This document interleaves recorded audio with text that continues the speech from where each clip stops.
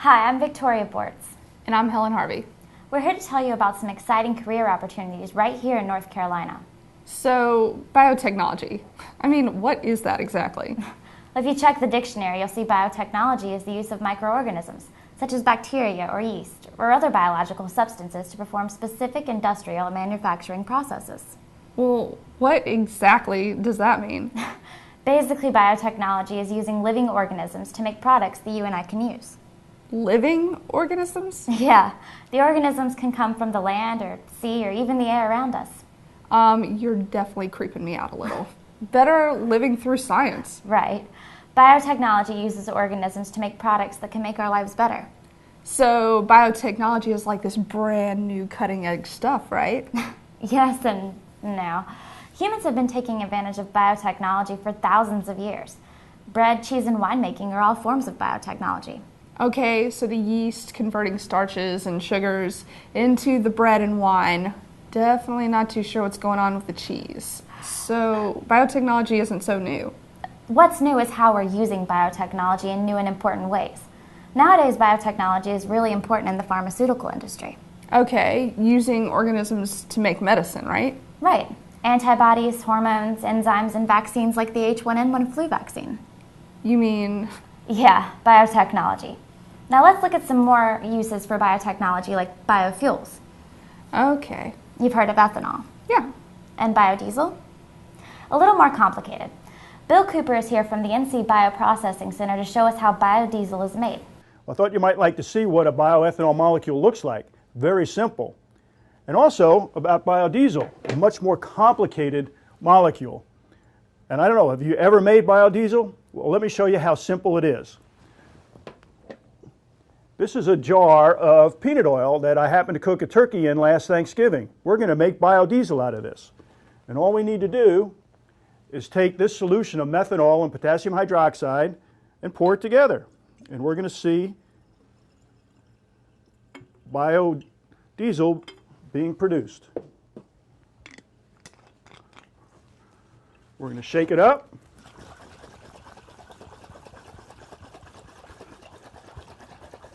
Now, unfortunately, we don't have the 24 hours to wait, so let me show you what it looks like, or will look like tomorrow. This is what biodiesel looks like. We've got biodiesel on the top and glycerin on the bottom. And you may say, that's pretty simple. Why don't we do that more often? Well, the first reason here in North Carolina is that peanut oil that I used is more than $10 a gallon. So you can see that biodiesel is very expensive to produce. So what we're doing here in North Carolina is we're doing a lot of research to look for much more economic oils that we can use rather than peanut oil. That's amazing, Bill. What else do you have there? We're also using biotechnology and its techniques to make other products that are either new or improved for us. A prime example of that might be this carpet, which is made by Mohawk. This carpet comes right out of my home, and it's made using biotechnology, where DuPont ferments a monomer, takes that monomer and converts it to a polymer right here in North Carolina, by the way. And that polymer is then spun into a fiber to make this carpet.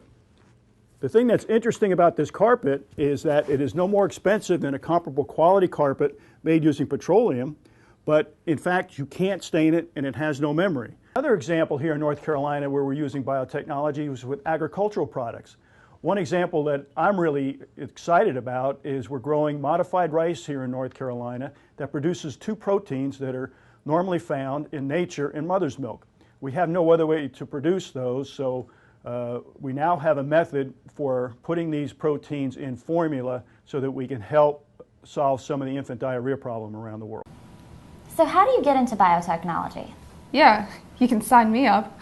One thing people don't realize is how big an industry biotechnology is here in North Carolina. In fact, North Carolina ranks number 3 in the United States in terms of number of companies. We have over 400 companies and another 100 or so contract research organizations here. We employ over 57,000 people with another 125,000 or so with jobs to support that industry. So obviously it is big. The payroll is over $4 billion and taxes is around $175 million just in income taxes. So as you can see, it is very important. And what that means is there are a lot of careers here. And when people think about biotechnology, they have the perception that you must have a great science background or a PhD. Well, that's simply not true. Less than 3% of the people in our industry have PhDs. Fully 2/3 are community college students or less. So as you can see, there is a tremendous opportunity for people of all education levels and all interests. And in fact, Dr. Ed Stellwag from East Carolina University is going to talk to you a little bit about that. Thanks, Bill. By now, you've heard a little bit about the field of biotechnology that is very huge and encompasses a lot of different disciplines. What we want to spend some time talking about are programs for entry into the industry, particularly the types of educational training that you'll need to get a foothold in this industry, and the types of opportunities that are available in the educational area. First of all, I want to talk a little bit about the community college. Community colleges at this point in North Carolina are preparing students for the areas of agricultural biotechnology, general biotechnology, bioprocessing, and biomanufacturing. Really huge areas that we expect tremendous growth in North Carolina. In fact, we're projecting as much as 10% growth per year in these fields, so many, many opportunities.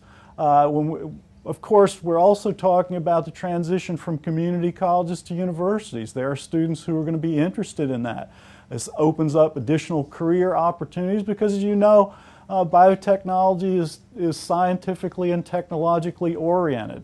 That doesn't mean, of course, that community college students don't have a perfectly fine endpoint for entry into the industry, where students are getting trained at the community colleges, going to work and staying there until their retirement. Many people are working, they have family responsibilities, and generally they're very busy. I mean, is there some flexibility in obtaining the education necessary for a career in biotechnology? Pathways to get the education that you need to work in the biotechnology industry are flexible. As an example of that, at the community college level, there are many different courses. The courses are designed so that you could transfer among community colleges. So if you're in a particular place, you can take the courses that are available at that place, and they're readily transferred to a different community college that may have courses that are not available at all the different community colleges, so the so-called 1+1 program. And those in turn lead into university programs. So I want to emphasize the flexibility. There are also opportunities for students to take courses while they're working. So the courses are arranged in such a way as to make them accessible to students, particularly at the level of the community college, a little bit less so at the level of the universities. So the university system, in order to meet those demands, particularly for flexibility in educational opportunities, has developed an extensive online curriculum offering. And I think for students, particularly students who have to work, and we know that there are many students who need to do that, this is going to be an opportunity. It's good to know that there's a lot of flexibility in the biotechnology career path. What are some advantages in obtaining a university degree versus the community college path? The list of opportunities grows even longer. We have different career pathways available that would include protein engineering, for example, leading up to research and development opportunities. So do you think there's a personality trait that is most important to a successful career in biotechnology? Paramount in this is creativity, which is really at the root of all of the different jobs that you would be engaged in biotechnology.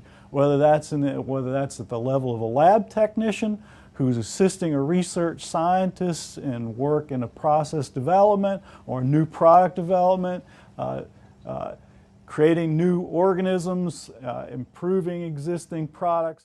We've seen a lot of different examples of career paths in biotechnology. What can a person expect to earn with some of those jobs? So the typical student who is getting a high school degree with a certificate, entry-level position, would be thinking about starting in the area of $28,000 to $47,000. So those are not figures that the industry has documented. And of course, that's very much dependent upon the specific sub-area or sub-discipline that the student would get a job in, so specific to particular companies that are out there.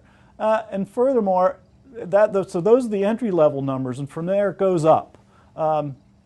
One could expect with a bachelor's degree probably that the entry-level job would be about $10,000 higher at least than that $28,000 figure, and probably, consistently higher going up from there. Well, thanks, Bill. I hope that answers some of the questions that you wanted me to address about career training and educational opportunities in biotechnology. Thanks, Ed. Really appreciate it. And thanks, guys. I hope this really answered your questions about what's going on with biotechnology. If you have any questions, feel free to give me a call at the North Carolina BioNetwork Bioprocessing Center. Here's my contact information. We'd be glad to talk to you about anything or any questions you might have, or point you in the right direction if you're looking for a career or the training to be successful in that career. Thanks, Bill. I really learned something. I'm Victoria Bortz. And I'm Helen Harvey. For the North Carolina BioNetwork, thanks for watching.